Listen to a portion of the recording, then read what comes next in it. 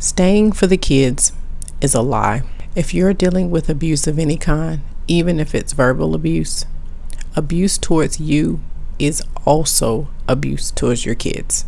Studies show that whether a household has two parents in it or one, children are happiest when the parents are happy, when the parents are okay. So if you are being abused in any way, especially on a regular basis, it is causing abuse towards your kids as well. It causes PTSD, it causes emotional abuse, it causes pain. So you're not staying for them. Staying is actually harming them.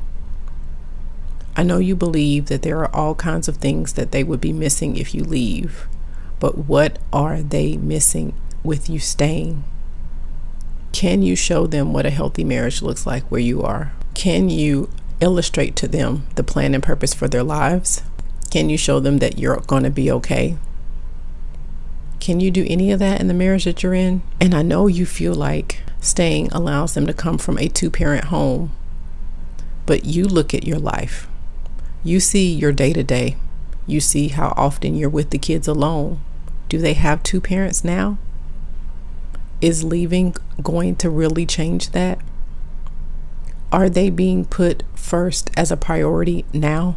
Don't let the enemy lie to you and use that to keep you there. So often he uses the amazing gifts of children that God gives us within a toxic marriage as shackles for us to stay, as excuses for us to destroy our lives by not accomplishing the plan and purpose for God, because we believe that staying is the healthiest and best option for our kids. It's not. If you're in a toxic marriage, it is not. So what I have to say to the younger version of myself is, let's raise the standards for the kids. They deserve better. The standard of having two parents in the household, even if one is checked out, even if one is verbally abusive, even if one is neglecting them, that standard isn't good enough. What if you could give them better than that, more than that? You've convinced yourself that you have to choose between a two-parent household or a one-parent household. But the reality of it is that they've already lost one parent. You're all they have left. And if you stay in this marriage, they lose you both, because you're not going to be able to continue to be the version of you that they know, any healthy version of you, if you stay in this toxic marriage.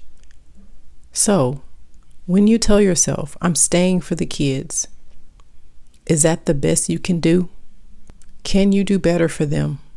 Yes, I understand the decision that you're trying to make feels like you're being stuck between a rock and a hard place. And I'm telling you now, you are. Staying is not great and leaving is not great. Both of them are incredibly painful in the short term, but one of them can lead to freedom in the long term. And isn't that something that your kids deserve? To be free from the toxicity and the dysfunction, to learn to live their lives without it. So be willing to consider the possibility that staying for the kids isn't the best option, and rather leaving for them is. I am Amanda Nicole, and I am the CEO of Freedom Through Divorce. And so I create personal development courses and ebooks and all kinds of things that are geared towards women of God who have been through divorce, who are considering divorce, and who want to move towards freedom and finding their purpose in God. So what is Freedom Through Divorce? Well, Freedom Through Divorce is actually an online school full of personal development courses for women of God who have been through divorce or who are considering divorce. Anyone who has had to deal with divorce understands that it is extremely difficult. There are so many balls that you have to juggle. Will the children be okay? Is this something that God is going to be okay with? How does it affect my relationship with God? How am I going to learn how to be independent as a new single person or a new single mom? And there's so many things you have to consider. And as a Christian, there are just so few resources out there to help you understand how to navigate those things. So this is a school that really goes from considering divorce and understanding God's views on divorce when it's acceptable, when it's not acceptable, and understanding that there are so many more cases where God sees divorce as acceptable than what is normally taught out there. And it does it in a way that is not condescending, that's not judgmental, that is just giving you the information from God's heart. And most importantly, is from someone that's been through what you're going through. It's not just theology. It's not just, I read this or I heard this, but it's someone that's actually walked through it. So the personal development courses are meant to help you move and experience freedom through divorce, because there's so many people who they get a divorce, but they don't thrive afterwards. They stay stuck. They stay bitter. They stay telling anyone that'll listen how terrible their ex is. And that's not God's plan for you.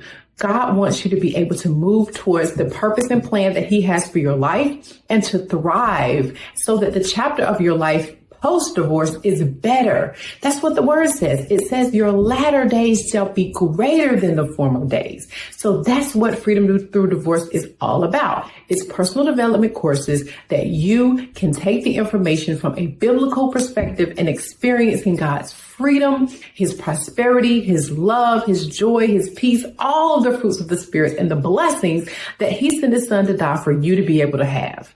Just because you've had to go through a divorce does not mean that you are negated from the promises that God has for you. So that's what freedom through divorce is. If you're interested in learning more, visit our school today.